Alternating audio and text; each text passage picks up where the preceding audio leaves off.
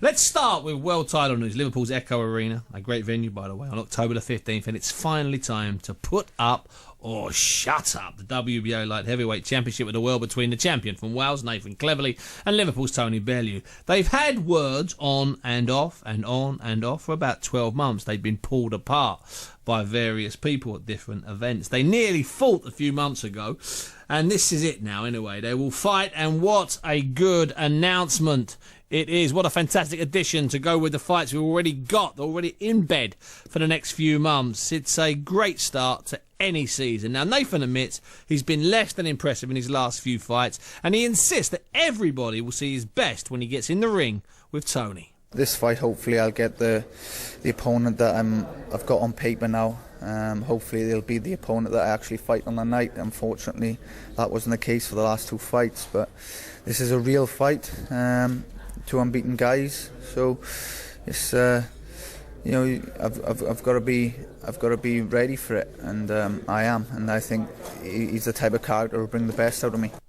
He certainly will. Now, Nathan does not think Tony has done enough to earn a world title shot, but in the modern day and age, trust me, he's done enough. But he denies that he's taken this fight because Tony has got in his head. That's after the fireworks at their press conference a few months ago. I don't think he's got in my head at all. It's just one of those things that it's a rivalry, and I quite enjoyed it, really. Quite enjoyed the rivalry. It was nice to have that because obviously being two British fighters, same weight division, rivalry steadily brewing. It's going to be a bit of a grudge match. So yeah, he hasn't really got in my head. It's just one of those fights where I'm enjoying the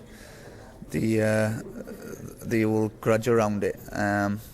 I think he is too.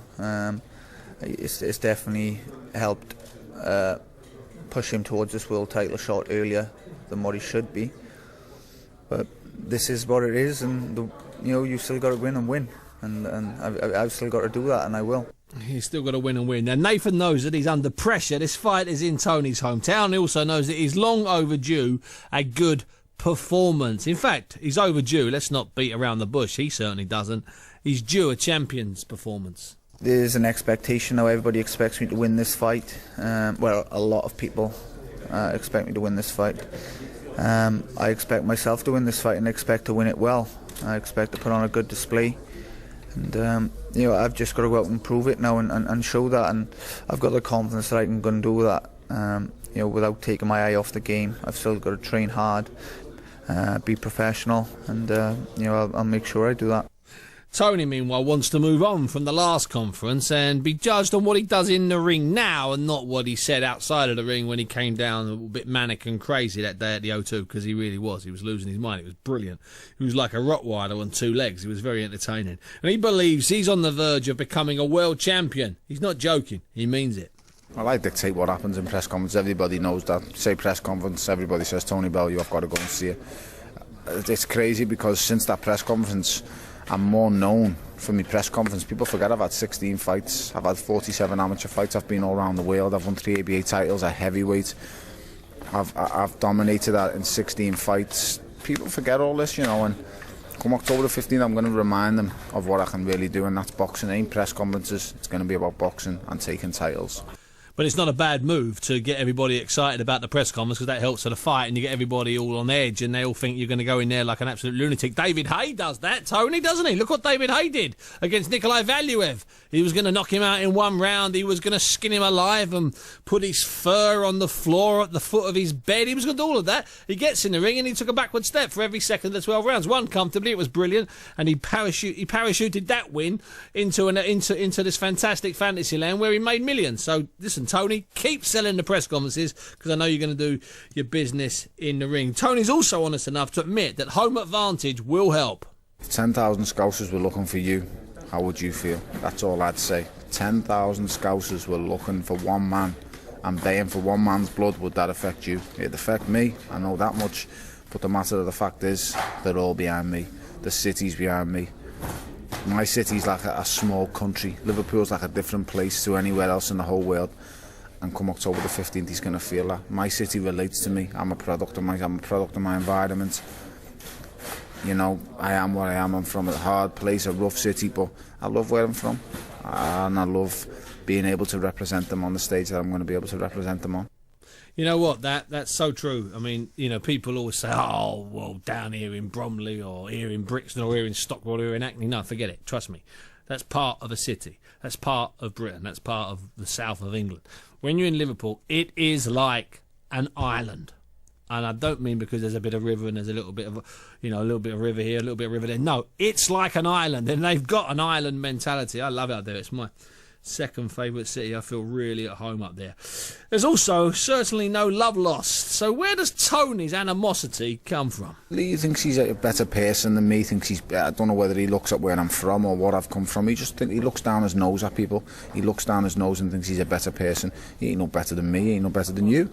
I'm just a normal guy off the street who happened to be good at having a fight. Simple as that. That's how I look at me and my life. He is no better than me. He is no better than any working man on the street. I'm just the same as them guys on the street. I'm the same, without a shadow of a doubt. And that's what I pride myself on, not changing. Listen, I've got guys from Wales. I've got more support in his country than he has.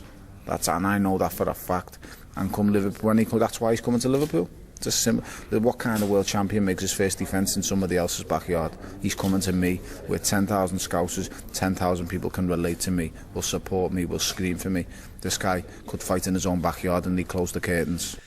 Anyway, God love him. Anyway, Liverpool needs a world champion, but what do you think it would mean to Tony? Be a lifetime ambition. Imagine you've set yourself goals through life. And it all comes down to one night. That's the best way I can sum it up in words. A lifetime of dreams comes down to one night, and one night only. To do it in front of 10,000 Scousers is going to be... You'll see. I'll be surprised if they've got a roof left in the Echo Arena by the time we've finished. Anyway, so we're all set, as they say, for Nathan Cleverly, Tony Bellew, October the 15th. At the Echo Arena. It's put up or shut up for Cleverly's WBO light heavyweight title. You've got to love Tony Bellew, and Nathan Cleverly. He's done it. Nathan Cleverly bit. You know, he did bite on at the conference they had at Bellew's taunts. Mind you, Bellew was a bit over the top. I'm looking forward to it. It's a great fight. Been asking people online and to send me in emails. I've been asking for your list. There's 15 weights in this country. I've been asking for who's your top fighter at the weights. Now, there's only 6 weights where there's no contest. And funnily enough, Cleverly is one of those weights. And 1 or 2 people online have sent me emails and said, listen, you've got to say Cleverly now, but I think Bellew will beat him.